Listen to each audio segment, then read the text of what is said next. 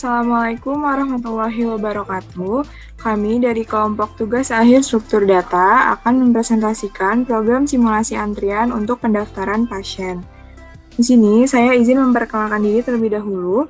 Nama saya Mutiara Mawadah dari kelas Tek AP1 dengan NIM J0304201040. Dilanjutkan oleh rekan saya yaitu Ibnu. Perkenalkan, nama saya Ibnu Ramadan dari kelas TKP 1 dengan NIM J030401031. Dilanjutkan dengan rekan saya Rijan. Nama saya Rijan Cahyadi dari kelas Tek HP2, NIM saya J03042011119.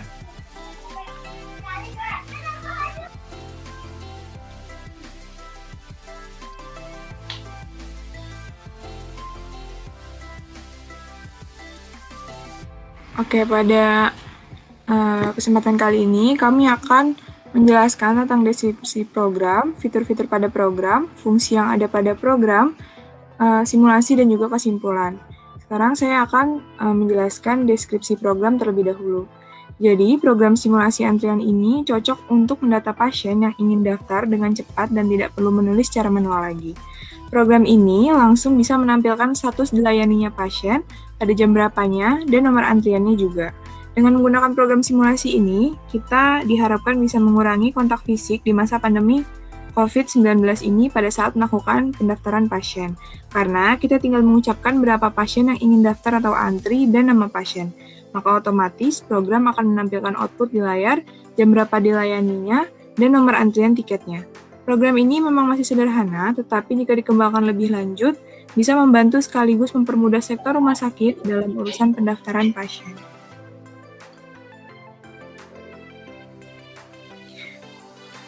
Lalu berikutnya ada fitur-fitur pada program. Jadi yang pertama, program ini itu mudah untuk digunakan. Yang kedua, program ini akan otomatis mengeluarkan output yang dibutuhkan. Contohnya seperti mengeluarkan output antrian nomor pasien, dan kapan atau jam berapanya dilayani pasien tersebut. Yang ketiga, program ini mudah untuk kembali ke fitur menu. Yang keempat, program ini memiliki ukuran size yang kecil. Dan yang terakhir, program ini bisa digunakan juga untuk kebutuhan pembelian tiket dan lain-lain yang berhubungan dengan antrian.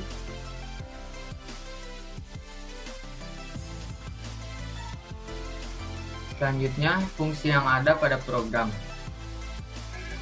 Dimulai dari A plus Q.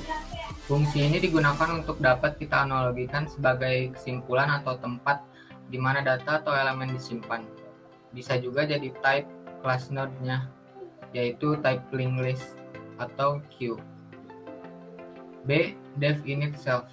Fungsi ini digunakan untuk membuat sebuah project nama. Misalkan self menjadi item atau sebuah objek. C. Dev is empty. Fungsi ini digunakan untuk mengetahui tumpukan yang kosong pada program tersebut. Lalu D. Dev NQ. Fungsi ini digunakan untuk memasukkan data ke dalam antrian program.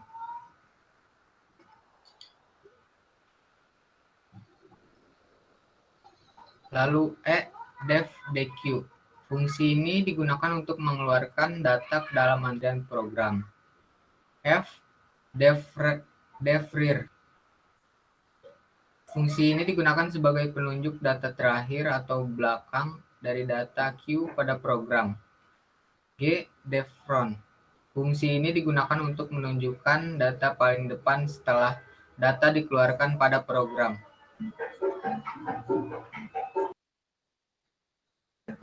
Dev size. Fungsi ini digunakan untuk mengembalikan jumlah item di dalam list. Tidak memerlukan parameter dan mengembalikan suatu integer. I. Dev open. Fungsi ini digunakan untuk membaca ataupun bisa menulis dari program tersebut. J. Dev kembali. Fungsi ini digunakan untuk menunjukkan opsi kembali ke menu atau tidaknya pada program.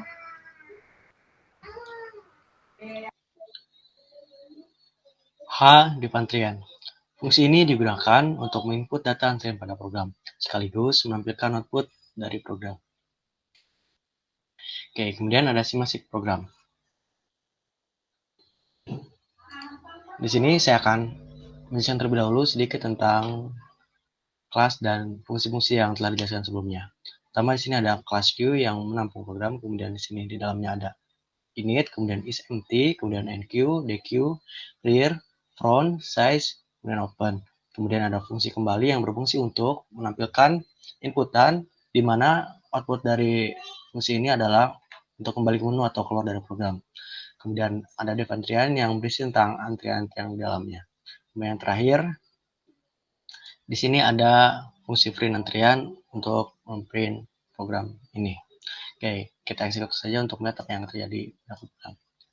Oke, ini merupakan tampilan awal dari program. Di sini tertera selamat datang di rumah sakit Nurmati, kemudian masukkan jumlah orang yang ingin mengantri. Oke, di sini kita masukkan jumlah orang yang ingin mengantri dengan format integer atau nomor. Misalkan jika kita ingin menginputkan 3 orang yang akan mengantri, kita input 3, kemudian tekan enter. Oke, di sini akan diminta untuk masukkan nama customer. Di sini masukkan nama customer yang pertama itu misalkan saya, Ibnu, kemudian yang kedua itu Mutiara, kemudian yang ketiga itu Rijan. Oke. Setelah semua nama customer ditulis, maka di sini akan ada estimasi jam pelayanan pasien. Oke, di sini untuk intervalnya, pasien akan dilayani dengan interval 2 detik, karena ini merupakan program. Untuk pengimplementasiannya mungkin nanti bisa dalam jangka waktu tertentu.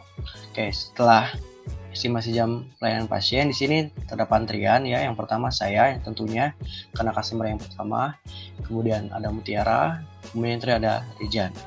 Oke, setelah ketiga customer ini dilayani, kemudian antrian akan kosong dan terdapat inputan di sini untuk menampilkan ingin kembali ke menu atau tidak. Misalkan kita ingin kembali ke menu, kita tinggal ketik saja di sini ya, kemudian tekan enter, maka program akan melakukan clear screen dan kembali ke menu awal, yaitu masukkan jumlah orang yang mengantri. Oke. Jadi juga di sini akan mensimulasikan bagaimana jika kita tidak menginputkan Y. Misalkan kita menginputkan N di sini, maka program akan keluar. Oke, dan program berhenti.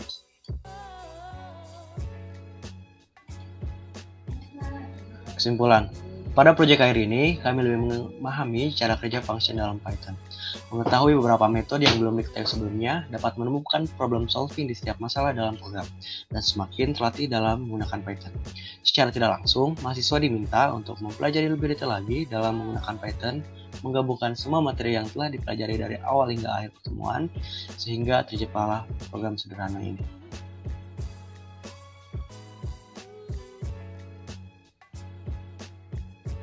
Mungkin sekian yang dapat kelompok kami sampaikan. Mohon maaf bila ada kekurangan. Semoga bermanfaat. Terima kasih. Wassalamualaikum warahmatullahi wabarakatuh.